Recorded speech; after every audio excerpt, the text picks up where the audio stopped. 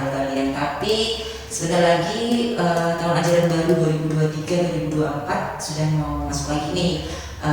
Beberapa siswa baru yang sekarang udah jadi SMP, kemudian mau masuk SMA gitu kan.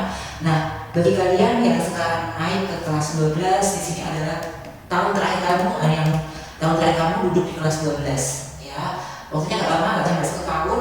Yang pasti di tahun inilah penentu kalian setelah lulus aku mau ngapain ya. Kita bahas untuk YouTube hari ini, channel YouTube Fonten Indonesia hari ini kita akan membahas bagaimana sih tentang UTBK tahun kemarin 2023 kemarin itu, bagaimana tingkat keketatannya, peminatnya, dan skornya gimana. Karena dengan perubahan-perubahan yang terjadi di tahun kemarin ya, yang TKA-nya sudah nggak ada, apakah terjadi perubahan yang sangat luar biasa ya. Kita akan bahasnya di hari ini di channel YouTube Fonten Indonesia. Oke, jadi kita bahas satu persatu deh ya. Pertama, bagaimana sih dengan peminat di tahun 2023 ya, 2022-2023 ya. Tentunya yang kemarin mengikuti UTBK ketika saintek ini sudah tidak ada kan ya, saintek sosok ini nggak ada, TKA nggak ada, jadi hanya tes di literasi dan skolastiknya aja nih ya. Apakah terjadi peningkatan? Ya, bacakan dulu bahwa pendaftaran SBMPTN ya, SBMPTN kan tahun 2022 itu ada sekitar 800.852 peserta. Sedangkan di tahun ini di SNBT 2023 itu ada 803.852 peserta untuk UTBK. Artinya terjadi peningkatan 3.000 peserta di sini untuk tahun ini ya, 2022-2023 terkait dengan UTBK atau SNBT. Naik jadi 3.000 peserta. Pesertanya dapat dari mana sih sebetulnya 3.000 ini? Cukup banyak pengaruh ya. Jadi kita lihat datanya dulu deh ya. Kita lihat data yang mungkin kalian nanti bisa lihat juga di channel YouTube ini, akan ditayangkan sedikit terjadinya perubahannya dari mana sih. Tentunya yang pertama di pendaftar ya. Jadi kan pendaftar UTBK itu nggak cuman anak SMA aja ya. Selain SMA tentunya juga ada gap year, kemudian juga ada madrasah ya, MA, kemudian SMK, dan ada beberapa sekolah yang disebut dengan PKBM ya.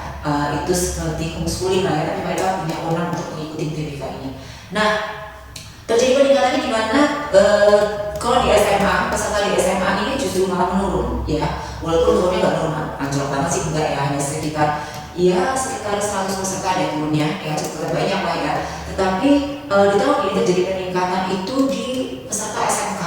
Nah, hati-hati ya, jadi buat kalian anak SMA, anak MAN, kemudian dari PKBM dan lainnya ya, ada saingan terbaru yaitu anak SMK.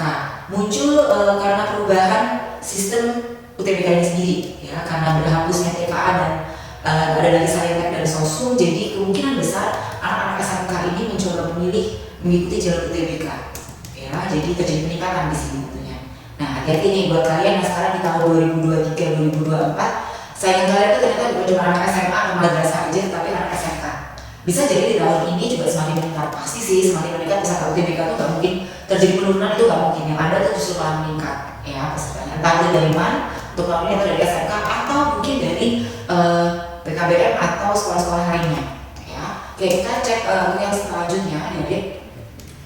Karena di tahun ini untuk penerimaan UTBK SNBT ini terjadi bukan hanya di jalur S1 aja, tapi D3 dan D4 tahun ini dibuka khusus untuk jalur SNBT atau SNBP ya. Kita di SNBP udah buka juga sih, tapi untuk di SNBT tahun ini vokasi ya, D3 D4 itu sudah masuk di tahun ini. Nah, terjadi lonjakan juga peserta ya. Jadi pendaftar untuk kategori vokasi ya atau D3 D4 ini yang daya tampungnya 51.053, pendaftar yang diterima itu 37.750. Artinya ada sekitar 73% ya untuk kelulusan di jalur vokasi ya. Artinya tingkat keketatannya semakin tinggi di jalur D3 dan D4 ini. Menutup kemungkinankah terjadi sepi peminat di S1? Enggak juga sih, di S1 itu banyak peminat, tetapi penyebaran untuk D3 dan D4 ini justru tahun selanjutnya, tahun 2023-2024 ini prediksi kita akan semakin banyak peserta UTBK memilih jalur vokasi ya. Jadi bagi kalian nih yang sekarang ngelihatnya, wah tahun ini 2023 bisa nih ya jalur vokasi diambil ya D3 D4 nih, karena peminatnya tahun kemarin belum begitu banyak kok, hati-hati di tahun ini bisa jadi peminat vokasi ini justru malah semakin meningkat ya. Oke, bagaimana dengan PTN-nya ya? Ada sekitar 20 PTN dengan pendaftar terbanyak, ini berdasarkan data dari SNBIP yang ada ya adik, bahwa pendaftar terbanyak peringkat 1 itu ada di Universitas Brawijaya ya. Universitas Brawijaya itu pendaftarnya itu ada 62.327 peserta ya, dia mendaftar memilih Brawijaya ya. Kemudian peringkat kedua ada di Universitas Gadjah Mada, peringkat ketiga ada di Universitas Indonesia ya. Jadi di tahun ini Brawijaya duduk di peringkat 1 untuk pendaftar terbanyak. Nah, bagi kalian yang tahun ini 2023-2024 ini bisa jadi acuan kalian. Nah, tahun kemarin Brawijaya banyak yang daftar, gimana dengan tahun ini? Pastinya juga masih banyak ya, dan memang 20 PTN pendaftar terbanyak ini masih didominasi oleh universitas atau PTN unggulan ya. Tadi saya sebutkan juga UGM, UI, UNS, kemudian UNDIP ya, itu masih menjadi pendaftar terbanyak atau peminat yang paling banyak ya.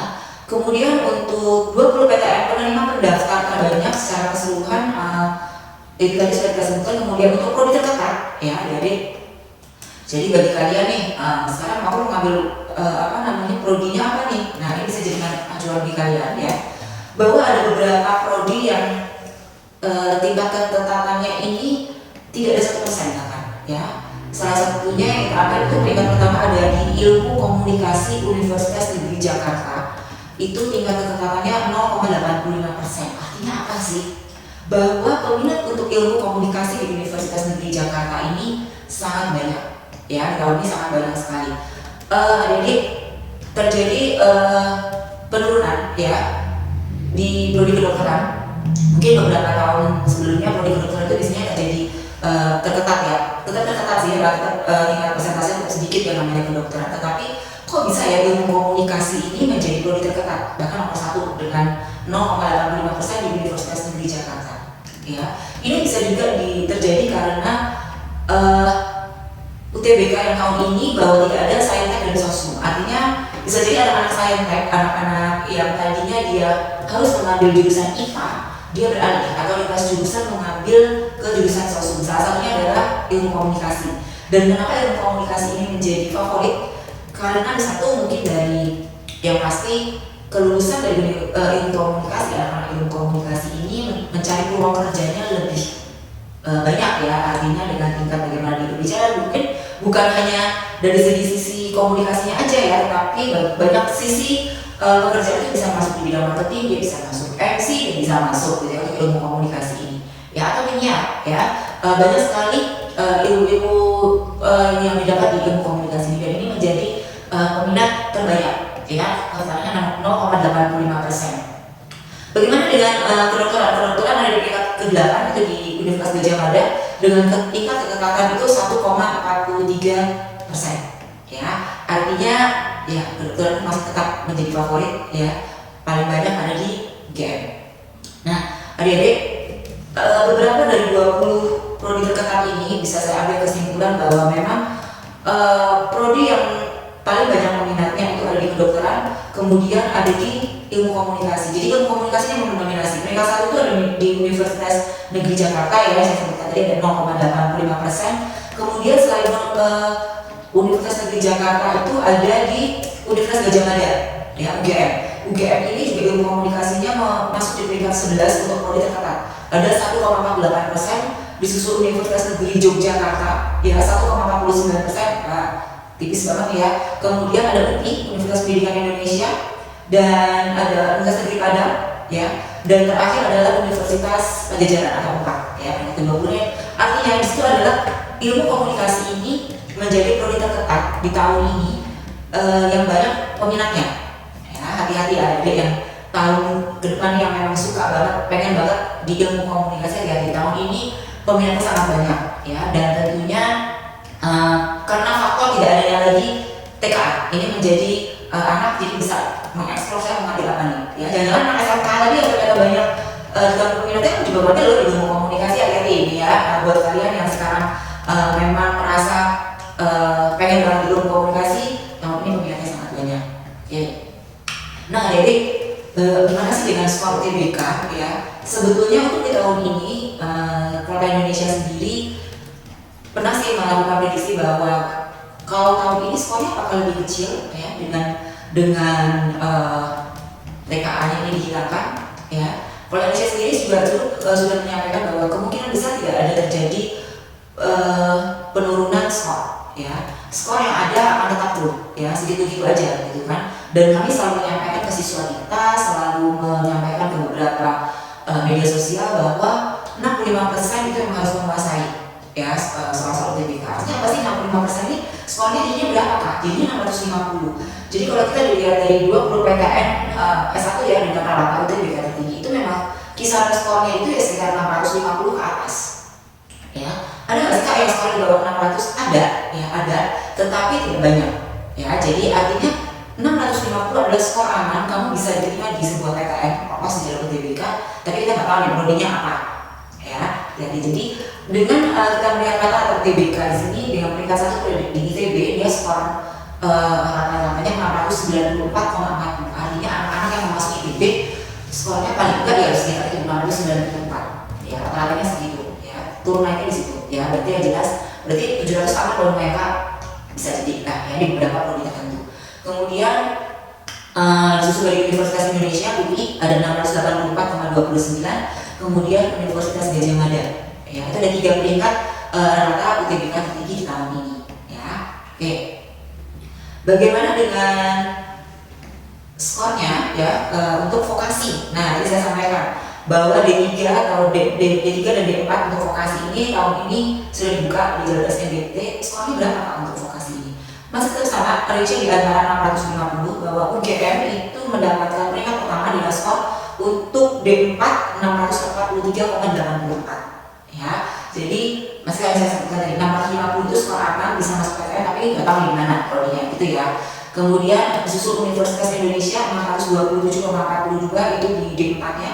Disusul peringkat ketiga ada UNS Universitas 11 Maret dengan skor 621,22 untuk D4 ya. Yang D3-nya gimana nih Kak?